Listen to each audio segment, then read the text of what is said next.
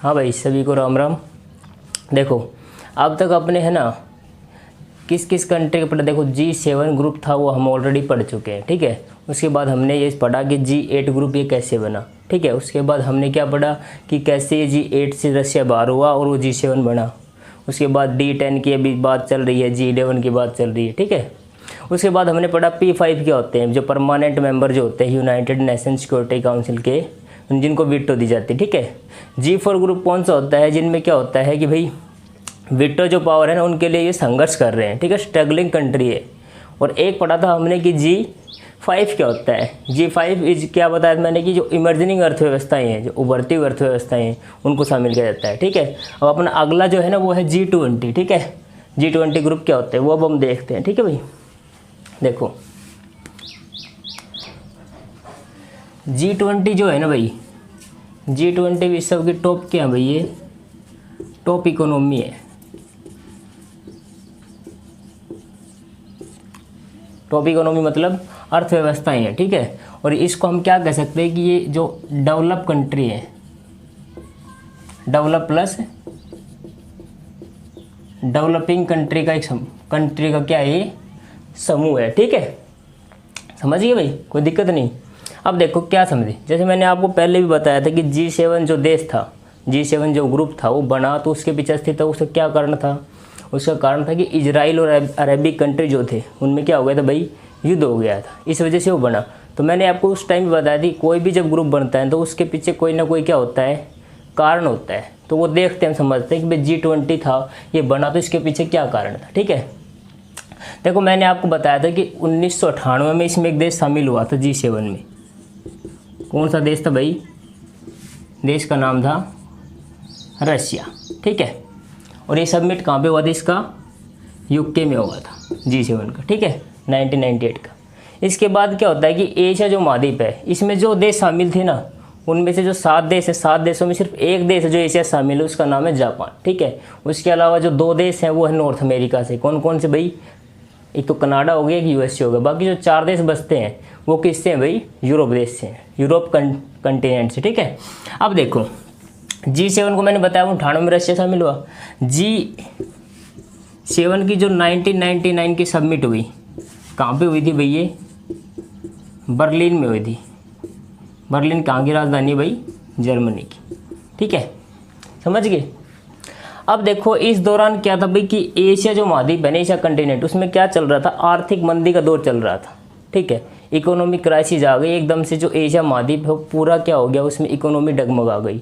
तो ये जो देश है, G7 जो देश है, इन्होंने क्या किया, इन्होंने सोचा कि भाई हम एक ऐसा संगठन, भाई इन्होंने ऐसे तो बना रखा था ऑलरेडी कि भाई अगर कोई ऐसा वॉर वगैरह हो जाता है, कोई दिक्कत होती है तो हम उसको संभाल सकें, मतलब हम उसको पूरी तरह से अपने तरीके से उसको संभाल सके, ठीक है।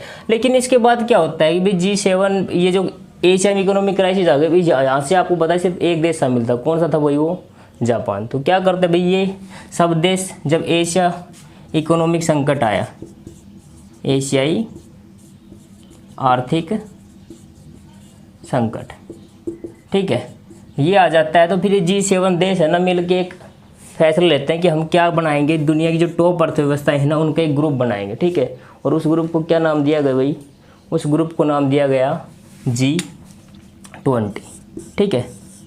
तो अगर आपके एग्ज़ाम में क्वेश्चन आता है, ठीक है, अगर मान लो एग्ज़ाम में क्वेश्चन पूछ लिया जाए कि भाई जो G20 है वो किस ग्रुप के सहयोग से बना, तो बनने के पीछे किस ग्रुप का कारण था, तो आप क्या बताओ भाई, G7 का सहयोग था। मान लो ऑप्शन में दे दे नाम, नाटो, G7, सार्क, तो आप किसका नाम बताओगे भाई, वो किसका था, G7 का सहयोग था, ठीक है भाई। अब देखो, इसके बाद क्या होता है भाई, ये सबमिट होती है इसकी कहाँ पर, बर्लिन जर्मनी में। ये मीटिंग चलती है, इसका देख लो डेट फिर भी पूछ लेते हैं कभी कभी। जून 1999 में सबमिट हुआ G7 के, इसमें फैसला लिया कि हम ग्रुप बनाएंगे G20 जो ग्रुप बना, ठीक है। तो ये इसकी सबमिट कब हुई, पहली इसकी सबमिट हुई सितंबर 1999 को, ठीक है, सितंबर 1999 में सबमिट हुई। और वो कहाँ हुई, बर्लिन में हुई भाई, जर्मनी की राजधानी बर्लिन में, ठीक है। और आपको यहाँ पे मैं 2 क्वेश्चन बता देता हूँ स्ट्रेटेजिक जीके के क्या क्या बनते हैं। देखो, बर्लिन जो है ना उस प्री नदी के किनारे स्थित है। कौन सी नदी के किनारे? देखो पूछ जाता, कई बार क्वेश्चन पूछ जाता है ना भाई, लंदन जो है वो टेम्स नदी के किनारे स्थित है, न्यूयॉर्क जो है वो हडसन नदी के किनारे स्थित है, पेरिस जो सीन नदी के किनारे स्थित है। तो ऐसे जो है ये नदियों के बारे में प्रश्न पूछ लेता है। तो बर्लिन जो शहर है ना, ये जर्मनी का सबसे ज़्यादा आधुनिकतम शहर है, मॉडर्न जो टेक्नोलॉजी में होती है, जैसे बढ़िया दिल्ली हो गया, बेंगलोर हो गया, चंडीगढ़ हो गया, वैसे ही बर्लिन शहर है जर्मनी का, और ये इसकी राजधानी भी है। इसकी जनसंख्या लगभग 38 लाख के आसपास है। ठीक है, जर्मनी के बारे में क्वेश्चन आता है एक भाई, जैसे कि ब्लैक फॉरेस्ट वन जो होते हैं, ब्लैक फॉरेस्ट काले वन कहाँ पर पाए जाते हैं? ठीक है, ब्लैक फॉरेस्ट मतलब काले वन कहाँ पर पाए जाते हैं? तो आप क्या कहोगे भाई? जर्मनी में पाए जाते हैं। ठीक है, अब अगला क्वेश्चन देखो आगे से। G20 पहला समिट बता दिया आपको 1999 में हुआ। ये देखो G20 जब बना, इसमें क्या फैसला लिया गया कि भाई हर साल एक समिट होगा, और उसमें जो इसके जो देश शामिल देश हैं उनके जो राष्ट्रीय बैंक है, जो देश है, मान लो इसमें 20 देश शामिल हैं, और राष्ट्रीय बैंक जो 20 देशों के हैं उनके जो गवर्नर हैं, और गवर्नर के साथ साथ जो इकोनॉमिक फाइनेंस मिनिस्टर जो होता है ना भाई देश का, फाइनेंस मिनिस्टर प्लस कौन आएगा भाई? नेशनल बैंक, नेशनल बैंक का गवर्नर, ये क्या होते हैं इसमें शामिल होते हैं। ठीक है, समझिए भाई, कोई दिक्कत नहीं। अब देखो G20 का बता दिया पहली समिट हुई, इसके बाद क्या होता है? अभी 2008 से ये फैसला लिया गया, 2008 में ये फैसला लिया गया कि अब जो भी मीटिंग होगी ना उनमें क्या होगा, जो राष्ट्र अध्यक्ष होते हैं वो शामिल होंगे। ठीक है, तो क्वेश्चन आप समझ गए। अब देखो क्वेश्चन कैसे बनता है। पहली मीटिंग कब हुई? 1999 में। कौन से शहर में? जब बर्लिन, कहाँ पर? जर्मनी में। ठीक है, उसके बाद भाई जब राष्ट्रीय अध्यक्ष जो हैं, पीएम वगैरह जो शामिल होते हैं, पीएम और जो राष्ट्रपति जो विदेश के मुखिया होते हैं, वो जो शामिल होने का सम्मेलन है वो कब से स्टार्ट हुआ? 2008 के बाद। ठीक है, और कहाँ पर हुआ था पहला सम्मेलन? बर्लिन में। और अभी पूछ ले भाई 2020 का जो सम्मेलन हुआ वो कहाँ पर हुआ? 2020 का जो सम्मेलन है ना भाई वो कहाँ पर होगा? वो होगा भाई सऊदी अरब जो से देश है उसके रियाद शहर में होगा। रियाद, सऊदी अरब। ठीक है भाई, ये रियाद शहर है सऊदी अरब का, इसमें नेक्स्ट समिट का आयोजन होगा। अभी तक ये समिट है ना भारत में आयोजित नहीं हुआ है। ठीक है, भारत इसका सदस्य है G20 का, लेकिन अभी तक इसका भारत में आयोजन नहीं हुआ है। ठीक है, अगर पूछा जाए कि भारत में कब होगा, तो भारत में 2022 का जो सम्मेलन होगा ना, 2022 का सम्मेलन कहाँ पर होगा भाई? इंडिया में होगा। ठीक है भाई, भारत में 2022 का सम्मेलन आयोजित किया जाएगा। ठीक है भाई, समझ गए। देखो एक बार दोबारा बताता हूँ। G20 जो क्या है? डेवलप प्लस डेवलपिंग इकोनॉमी, मतलब विकसित और विकासशील देशों का एक समूह है। ठीक है, उसमें विश्व की टॉप अर्थव्यवस्थाएं जो वो शामिल होती हैं। टॉप अर्थव्यवस्थाओं के जो राष्ट्रीय बैंक जो होते हैं उनके गवर्नर और जो इकोनॉमिक जो संभालते हैं, जो फाइनेंस मिनिस्टर हो गए, मिनिस्ट्री ऑफ फाइनेंस, उनके नेता शामिल होते हैं। साल बेवर सबमिट होता है इनका, और ये सब बैठकर ये इस तरह डिसीजन लेते हैं कि भाई हम पूरे विश्व की जो अर्थव्यवस्था है वो किस तरीके से अच्छे से चला सकते हैं। ठीक है, इनका ये काम होता है। बढ़िया बढ़िया डिसीजन लिए जाते हैं। कहाँ पर डिस्प्यूट है वो देखा जाता है, क्या गलती हो रही है वो देखा जाता है, उसको कैसे सुधारा जा सकता है, और कैसे हम जो देशों की अर्थव्यवस्था उसको एक उच्च स्तर पर ले जा सकते हैं। ठीक है, इनका ये प्रयास होता है। और राष्ट्रीय अध्यक्षों का सम्मेलन कब से स्टार्ट हो गया? 2008 से। 2022 का सम्मेलन कहाँ पर होगा? इंडिया में। और 2020 का जो सम्मेलन था वो कहाँ पर हुआ था भाई? सऊदी अरब के रियाद शहर में हुआ नहीं है। और लेकिन इनकी जो वर्चुअल मीटिंग है, जो राष्ट्रीय अध्यक्षों का सम्मेलन नहीं हुआ, लेकिन जो गवर्नर हैं बैंकों के और जो फाइनेंस मिनिस्टर है ना, उनका वर्चुअल मीटिंग हो चुकी। वर्चुअल मीटिंग समझ रहे हो आप? जैसे हम जूम ऐप वगैरह होते हैं ना, जूम ऐप हो गया, व्हाट्सअप से भी हम कर लेते हैं। मतलब आजकल तो फीचर आ गए, 4 कैंडिडेट को आप एक साथ ऐड करके वीडियो कॉलिंग कर सकते हैं। जूम ऐप पे आप बहुत ज़्यादा मात्रा में कर सकते हैं। लेकिन जूम ऐप में क्या दिक्कत है कि प्राइवेसी का उल्लंघन होता है, समझ रहे हो आप? ऐसे कहते हैं सिक्योरिटी इश्यू होता है उसमें, इस वजह से तो वर्चुअल मीटिंग की जा रही है। वर्चुअल मीटिंग का आयोजन किया जा चुका है। ठीक है, अब देखो आगे बताते हैं आगे क्या है इसका थोड़ा सा।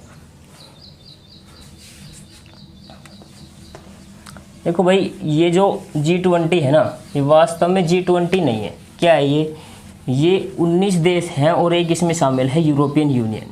यूरोपियन यूनियन क्या है? यूरोप के कुछ देशों का एक समूह है। ठीक है, क्या बोलेंगे हम इसको?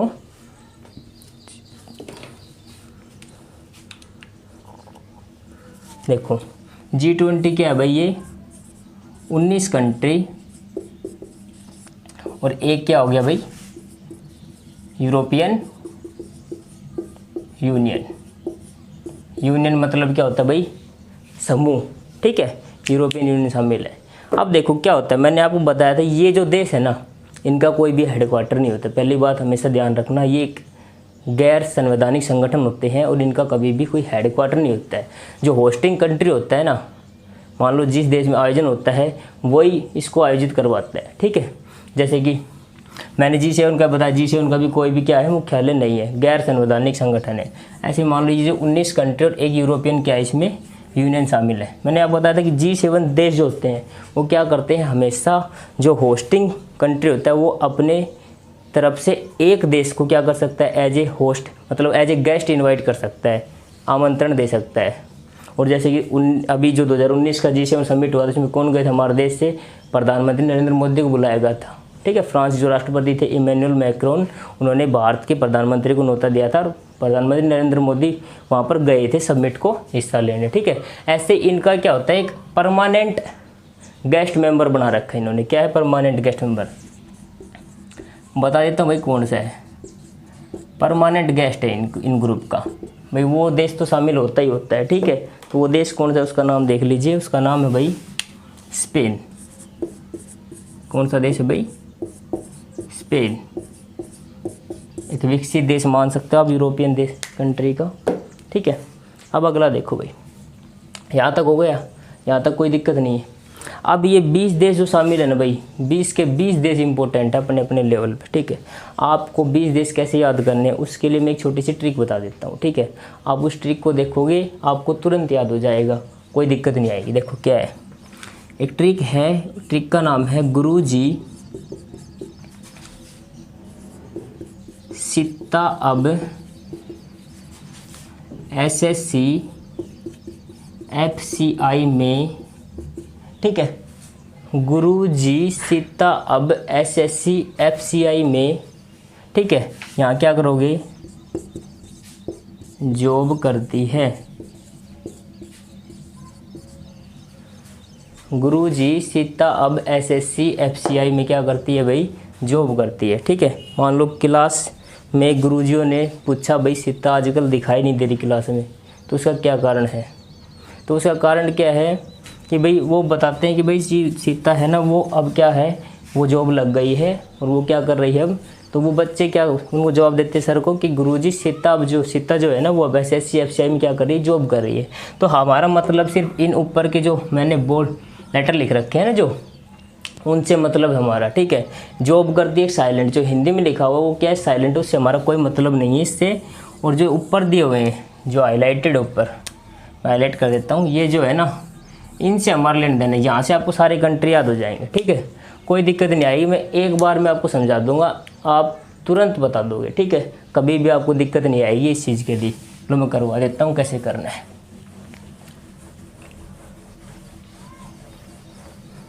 देखो भाई क्या बताया था मैंने, गुरुजी सित्ता अब SSC FCI में जॉब करती, ठीक है। यहाँ से लिख लेते हैं, ठीक है, गुरु जी, ठीक है। यहाँ तक दिख रहा है भाई, कोई दिक्कत नहीं। सित्ता अब SSC FCI में, देखो भाई गिनो क्या है, गुरु जी 5 1 2 3 4 5 6 7 8 9 10 11 12 13 14 15 16 17 18 19 20 हो गया भाई 20 देश, ठीक है। G20 का काम ख़त्म, ठीक है, यहाँ तक हो गया। अब देखो मैंने आपको जब G7 पढ़ाया था तो वहाँ पर एक ट्रिक बताई थी, ट्रिक का नाम था UGC फिजू। ट्रिक बताई थी ना भाई, UGC फिजू।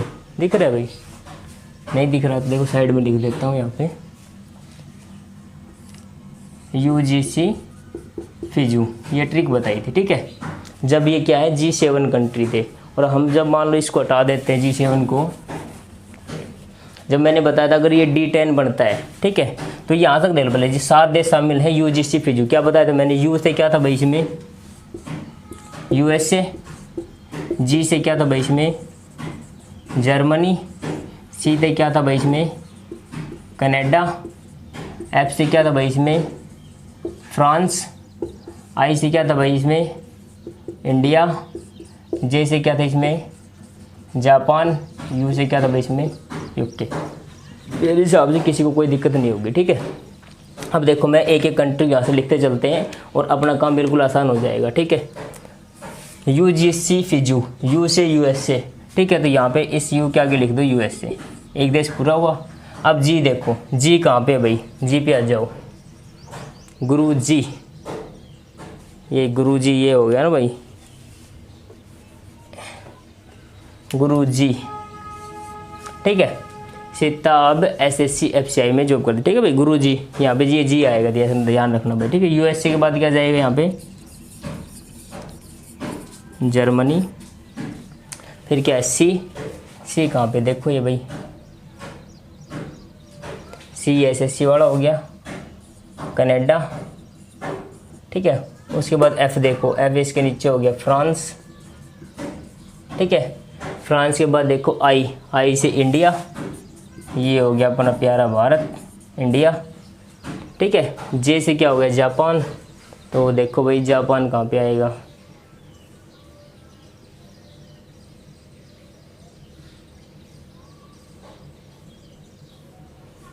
एक मिनट भाई थोड़ा सा देखो ध्यान से, थोड़ा ये क्या हो गया यहाँ, ये J ही रहेगा, हमने देखा नहीं, ध्यान नहीं दिया, G ऊपर लिखा हुआ है, ठीक है। तो ये J था ना, इसको J यहाँ पे कर दो और यहाँ पे लिख दो जर्मनी, ठीक है। और ये क्या हो जाएगा जापान, ठीक है, कोई दिक्कत नहीं भाई, थोड़ा सा ये मिसअंडरस्टैंडिंग हो गई। गुरु जी सीता अब SSC FCI जॉब करती, ठीक है, यहाँ तक हो गया, J हो गया। अब U से क्या बच गया UK, यहाँ पे लिख दो UK, ठीक है। अब ये मैंने बता दिया था आपको, जब तक ये 7 देश शामिल हैं तो 7 देश लिख दिया हमने।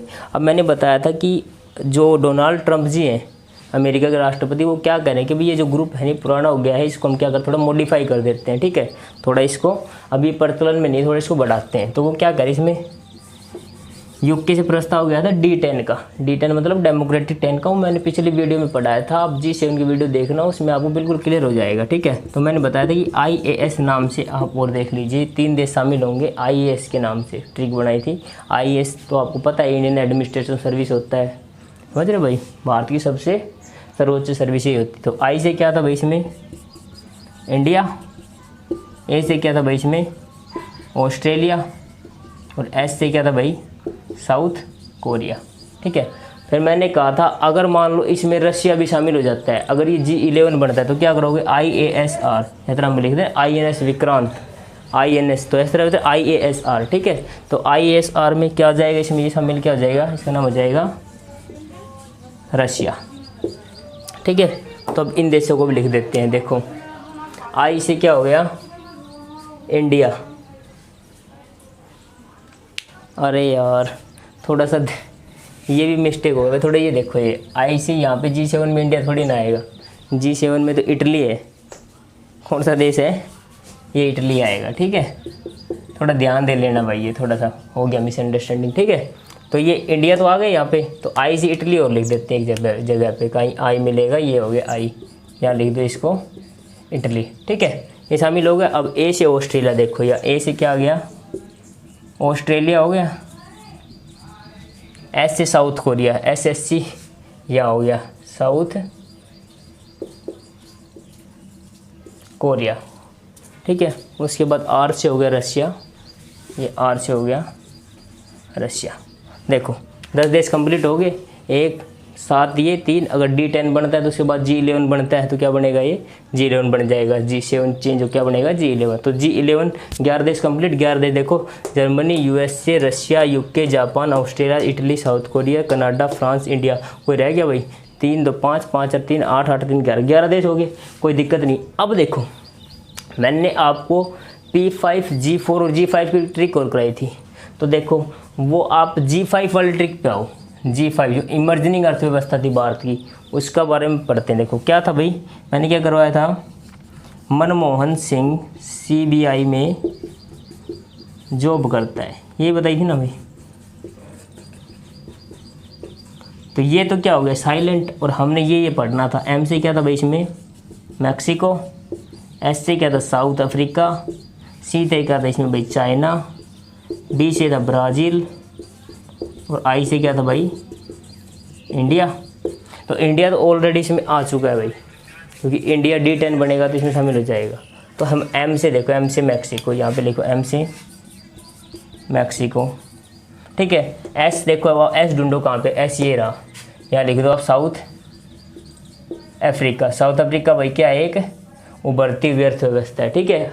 मैंने बताया था कि भाई अफ्रीकन कंटिनेंट जो है उससे अगर कोई देश सबसे अच्छा प्रोग्रेस किया तो कुछ नहीं किया भाई, साउथ अफ्रीका ने। C देखो कहाँ पे, SSC, ये C बच गया। C से हो गया यहाँ पर चाइना, ठीक है। B से ब्राज़ील, B देखो B से यहाँ हो गया ब्राज़ील, ठीक है। इंडिया आ चुका है। अब देखो कितने बच गए भाई, देखो 11 थे, 4 इसमें आ गए, 1 हटा दिया, कितने हो गए भाई, 15 आपको याद हो गए। उसके बाद देखो मैंने 2 ट्रिक और कही थी, IG और झंडू बाम, उसमें दोनों के दोनों इसमें आ चुके, क्योंकि IG इंडिया, G से जर्मनी, झंडू बाम जापान, और क्या था भाई ब्राज़ील, वो ऑलरेडी इसमें आ चुके। अपने को क्या है रियलिटी में से 4 देश याद करने, बाकी तो हम G7, P5, G4, G5 की वजह से आपस में कर लेंगे एडजस्ट। देखो E से क्या हो गया, E का तो आपको पता ही, मैंने बताया था 19 देश, और एक क्या है यूरोपियन यूनियन। तो E से क्या हो गया भाई इसमें, यूरोपियन यूनियन, ठीक है। कितने देश हो गए भाई अब, 16। अब देखो एक S यहाँ पे बच रहा है, और मैंने अभी आपको क्या बताया था, इस बार जो सम्मेलन वो कहाँ पर हुआ भाई, सऊदी अरब में। तो एक यहाँ पे लिख दो सऊदी अरब, कोई दिक्कत नहीं। बच गया कितना भाई, 3। अब आपने ये 3 याद रखना है, वो 3 मेन कौन सा है वो मैं अपना हाईलाइट करके दिखा देता हूँ। देखो भाई ये I बच गया, इस I से आएगा इंडोनेशिया, इंडोनेशिया। जावा और सुमात्रा द्वीप है ना, वो यहाँ पे स्थित है, ठीक है। इंडोनेशिया, इंडोनेशिया हो गया। और T से हो गया यहाँ पर तुर्की, ठीक है। तुर्की, तुर्की एक ऐसा देश है जो यूरोप में भी आता है और एशिया में भी आता है, ठीक है। अब A से बच गया यहाँ पर अर्जेंटीना। अर्जेंटीना की जो मुद्रा वो क्या है, पेसो, पेसो मुद्रा है। वो लगभग पेपर में अगर कोई मुद्रा पूछ जाती है तो वो अर्जेंटीना की जरूर आती है, मैक्सिमम आती है, क्योंकि अर्जेंटीना की मुद्रा थोड़ी सी अलग है, ठीक है, डिफरेंट है।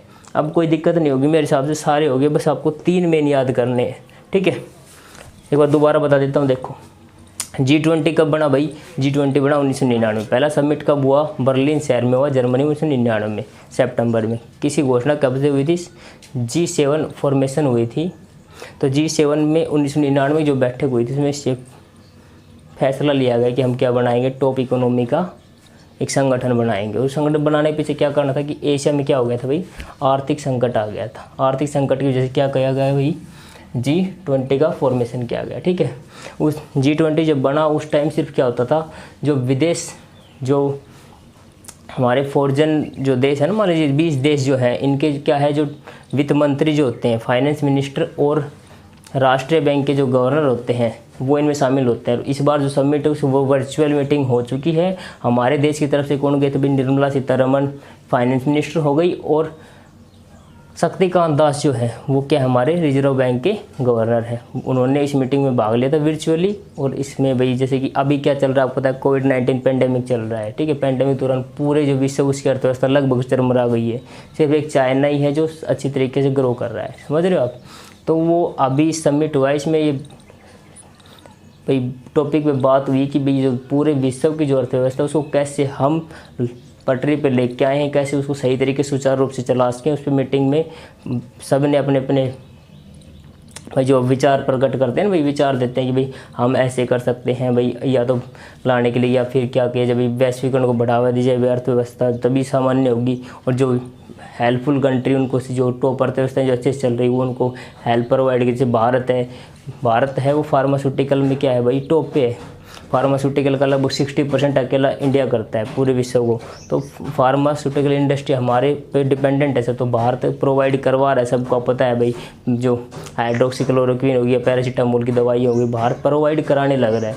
और आपको एक बात जानकर अति हर्ष होगा कि जो विश्व की जो सबसे ज़्यादा वैक्सीन जो है वो हमारा देश ही बनाता है। लेकिन चाहे कोई भी देश वैक्सीन बना लो, कोविड-19 वैक्सीन चाहे कोई भी देश बना लो, लेकिन पूरे विश्व को अगर प्रोवाइड करानी तो भारत की मदद है वो ज़रूर चाहिए। एक यूनिवर्सिटी है सीरम यूनिवर्सिटी, सीरम, ठीक है, वो क्या है विश्व में सबसे ज़्यादा वैक्सीन का उत्पादन करती है। कहाँ पर है? भारत में। लगभग 1.5 अरब मतलब 150 करोड़ वैक्सीन हर साल बनाती है। और ये कह रहे हैं कि अगर हमारे पास अगर चार्ज आता है तो हम इसको थोड़ा बढ़ा भी देंगे, हम इसको क्या करेंगे भाई 5 अरब तक भी ले जाएंगे। अगर पूरे विश्व में जैसे कि मान लो कोई भी देश कोविड-19 वैक्सीन बना देता है तो ये इसको प्रोवाइड करा दें, ठीक है।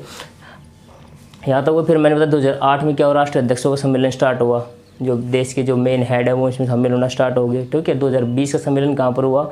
रियाद, सऊदी अरब में। उसके बाद आपको बताया कि भाई 2022 सम्मेलन कहाँ पर होना है? वो इंडिया में होना है। उसके बाद आपको बताया था कि इसका एक परमानेंट गेस्ट मेंबर है, वो कौन सा है भाई? वो इसका परमानेंट गेस्ट मेंबर है स्पेन, ठीक है। स्पेन की राजधानी पूछा थी क्या है भाई? मैड्रिड राजधानी। और आपको एक स्ट्रेटेजिक जीके का प्रश्न बता देता हूँ। स्पेन जो है ना राजधानी मैड्रिड जो है मसेटा पठार पर स्थित है। ये क्वेश्चन कई बार एसएससी पूछ चुकी है। और अब की बार एग्जाम जो दिल्ली पुलिस लेने वाली है वो कहाँ पर लेगी भाई? दिल्ली एसएससी जो टीसीएस के अंडर में जाएगा। तो एसएससी जो एग्ज़ाम लेगी ना तो एसएससी का फेवरेट क्वेश्चन रहता है लगभग ये। तो स्पेन जो है उसकी राजधानी मैड्रिड जो मसेटा पठार पर स्थित पूछा जाए तो आपको, ठीक है। उसके अलावा आपको बता दें भाई G20 देश कैसे याद करनी, ये क्या है भाई? एक्चुअली में 19 कंट्री और एक यूरोपियन यूनियन का क्या है समूह है, ठीक है। और अब इसका बताया था आपको ट्रिक क्या करनी है, आपको ट्रिक है बताई थी गुरुजी। मान लो टीचर कभी क्लास में पूछ लेते भाई बच्चा क्यों नहीं आ रहा, तो बताया कि गुरुजी सीता अब जो है जॉब लग गई। तो क्या बताते गुरुजी सीता अब एसएससी एफसीआई में क्या करती है? जॉब करती है। तो जॉब करती है वो क्या हो गया? वो बिल्कुल आप ये कह सकते हो कि नेग्लिजिबल है, मतलब वो क्या है एक तरीके साइलेंट है। और जो ये मतलब जो इंग्लिश के हैं गुरुजी सीता अब एसएससी एफसीआई में तक क्या हो गया? ये सब आपके जो ग्रुप 20 कंट्री है उनका क्या है नाम है गुरुजी सीता वेबसाइट जॉब करती। तो मैंने अब बताया था कि G7 कंट्री उनका ले लेना आप यूजीसी फिजू, ठीक है भाई। यूजीसी फिजू ले लेना कि भाई यू से क्या था यूएसए, जी से होगा जर्मनी, सी से होगा कनाडा, फिजू से एफ से फ्रांस, आई से इटली, ठीक है फिजू, जे से जापान, यू से क्या होगा यूके। फिर उसके बाद बताया आपको 3 देश शामिल होने अगर D10 बनता है। D10 प्रस्ताव किसने भेजा था भाई? वो यूके ने भेजा था। किसके पास? अमेरिका के पास। क्यों भेजा? क्योंकि अब की बार जो सम्मेलन होना है G7 का कहाँ पर होगा? यूके में ही होगा, ठीक है, नहीं यूएसए में होगा। डोनाल्ड ट्रंप जो राष्ट्रपति उनके पास भेजा गया कि अब ऐसा कीजिए इसको एक्सपेंड करके D10 बना दीजिए, हम डेमोक्रेटिक 10 एक संगठन बनाते हैं, ठीक है। तो D10 में किसका प्रस्ताव है? IAS 3 देश शामिल करने का प्रस्ताव है, इंडिया, ऑस्ट्रेलिया और साउथ कोरिया। वो मैंने आपको बता दिया कि टोटल कंट्री कितने हो गए? 10। अब उल्टा प्रस्ताव भेजता है कौन? यूएसए पूरे G7 ग्रुप के पास कि हम क्या करते हैं G11 बनाते हैं, रशिया को भी शामिल करते। और ये रशिया शामिल होता है तो G11 बनेगा, तो क्या बनेगा? IASR रशिया शामिल होगा, ठीक है। 11 देश हो गए। उसके बाद आपको बताया था एक G5 कंट्रीज हैं जो क्या है विश्व की टॉप अमर्जिंग अर्थव्यवस्थाएं, मतलब उभरती हुई अर्थव्यवस्थाएं जो बहुत तेज़ी से ग्रो कर रही, समझ रहे हो आप?